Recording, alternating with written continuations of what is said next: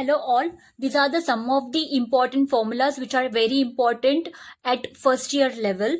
So first formula is R equals to R0 a raised to 1 by 3.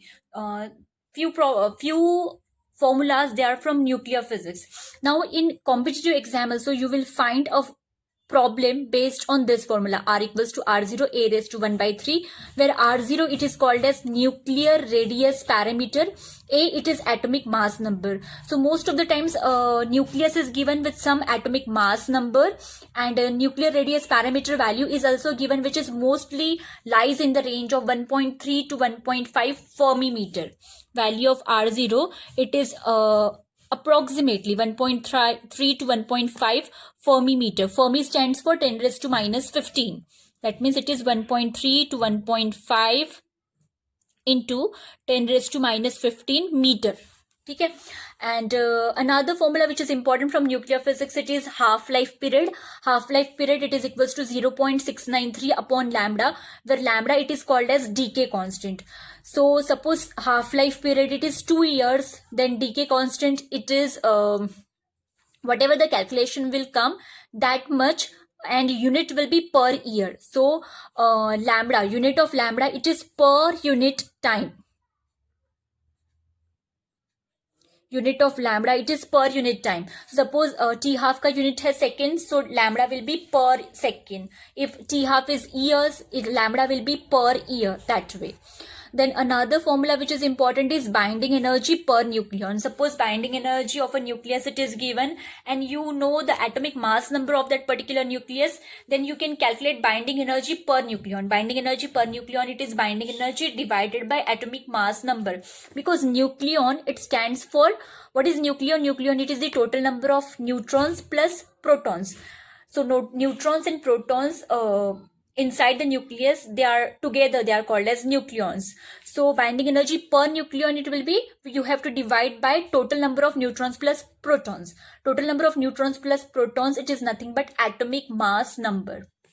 Then you can calculate the volume of nucleus using the formula V equals to 4 by 3 pi r cube, where r is the radius of the nucleus. So here we are considering nucleus as spherical or nearly spherical. So that is how we have the formula V equals to 4 by 3 pi r cube. We know that 4 by 3 pi r cube, it is the volume of sphere. So we are considering that nucleus has a spherical shape.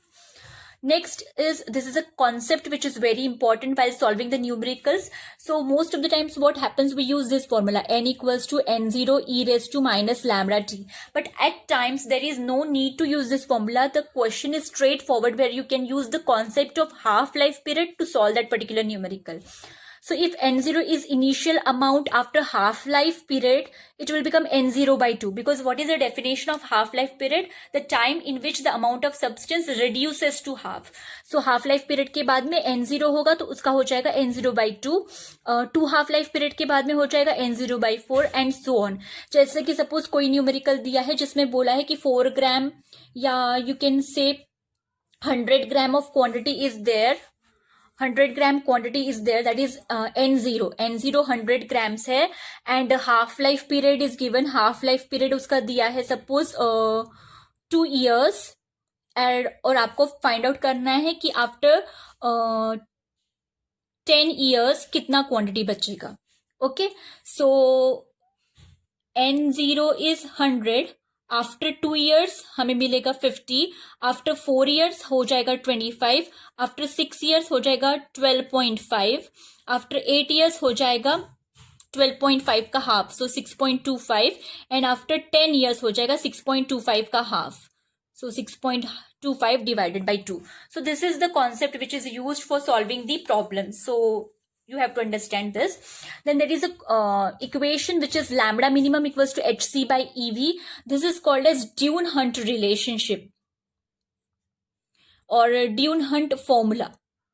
Lambda minimum equals to hc upon ev. This is called as Dune-Hunt formula. So इसमें h की value, h is the Planck's constant, जिसकी value होती है 6.64, value of H is 6.64 into 10 raised to minus 34 joule second. Then E is charge of electron, which is 1.6 into 10 raised to minus 19 coulomb. And C, it is speed of light, that is 3 into 10 raised to 8 meter per second. ये सारी values अगर आप substitute करते हो तो you will get this value 1.24 into 10 raised to minus 6 upon V in meters. So you don't have to remember this constants, ये constants याद रखने की भी जरूरत नहीं है अगर आप ये फॉर्मूला याद रखते हो तो. So lambda minimum it is given by 1.24 into 10 raised to minus 6 upon V. Whatever answer you will get, that will be in meter. So most of the time student write answer in angstrom, assuming that lambda will come in angstrom. But if you are using this constant value, whatever answer you are going to get, that will be in meters. So you have to remember this.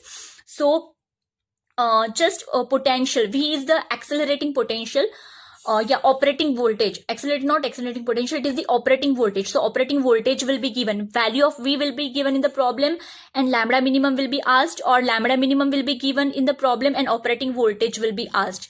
This Duhan-Hunt formula, basically it is for X-ray tubes. So X-ray tube ka operating voltage will be given and you are supposed to find out the wavelength, minimum wavelength of X-rays. So just remember this constant value so that directly you can solve the problem. Next is Wien's law. So according to Wien's law, lambda m into t equals to constant. Generally constant की value दी होती है problem में, and lambda m will be given, you have to calculate t, or t will be given, you will have to calculate lambda m. So this formula is also very important. In many competitive exams, questions are asked based on this formula. Next important formula is 2d sin theta equals to n lambda. This is Wien's law. Then 2d sin theta equals to n lambda, this equation it is called as Bragg's equation, where 2d sin theta equals to n lambda. इसमें d it is the interplanar distance, theta it is the angle of diffraction, lambda it is the wavelength of X-rays, n is order of spectrum. So यहाँ पे order suppose नहीं दिया है problem में तो वो first order ही होता है. इन दैट केस अगर आपको थीटा फाइंड आउट करना है तो substitute the value of D and lambda find out करना है तो substitute the value of D and theta and that way and you can calculate. ठीक है, 2 parameters will be given, one of it you will have to find out. अगर order of spectrum नहीं दिया है तो you can consider it to be 1. So n is 1 if it is not mentioned in the problem. ठीक है. Another important formula at FIBAC level, it is regarding Compton shift. This equation it is called as Compton equation. So here delta lambda, that is nothing but the Compton shift. Delta lambda gives us Compton shift. So Compton shift it is given by h upon m0c into 1 minus cos theta, where h is Planck's constant, its value is 6.64 into 10 raised to minus 34 joule second. m0 it is mass of electron की value है 9.1 into 10 raised to minus 31 kg. c की value है 3 into 10 raised to 8 meter per second into 1 minus cos theta. So ये जो formula है इसमें h upon m0c की value अगर आप लोग फाइंड आउट करते हैं सब्स्टिट्यूट करके, so it comes out 0.0243. So you should remember this value. This value 0.0243, it is called as Compton wavelength. So ये वैल्यू याद रखते हो. So if theta is given, तो just theta की वैल्यू सब्स्टिट्यूट करके और इससे मल्टीप्लाई करके you will directly get the value of Compton shift in angstrom, because ये वैल्यू angstrom में है और theta का तो कोई यूनिट नहीं होता. मीन्स यहाँ पे whatever will be the unit of this, it will be the unit of delta lambda. So just remember h upon m0c it is 0.0243 angstrom. तो just theta की वैल्यू, suppose theta is 90, तो cos 90 is 0. So answer will be 0.0243. So at times we feel that the formula is big, values are big, and you have to substitute all those values and you have to do the calculations. But most of the times if you remember these values, so then it becomes very easy in competitive exams also. Then this formula is very important, that is lambda equals to h by p. This is called as de Broglie relation, which connects the wave nature and particle nature together. ठीक है. So lambda equals to h by p, where p is momentum. So momentum we know that p it is given by mv. So suppose problem में momentum दिया है, h की value आपको पता है, you can calculate wavelength. अगर problem में v दिया है, suppose there is a proton, it has a velocity. So proton का mass तुम लोगों को पता है, velocity अगर कैलकुलेट करना है या वेवलेंथ कैलकुलेट करना है, velocity is given, then you will use this formula. If energy is given, then you will use this formula, because P it is given by √2mE. So H by P की जगह पे हम लोग √2mE लिखेंगे. So if energy is given, you can use this formula. Now energy भी कभी कभी thermal energy होती है, so its value is equals to kT. Suppose Boltzmann constant is given in the problem, temperature दिया है, in that case you can use this formula. Or suppose E also it is given by E into V, because when a charge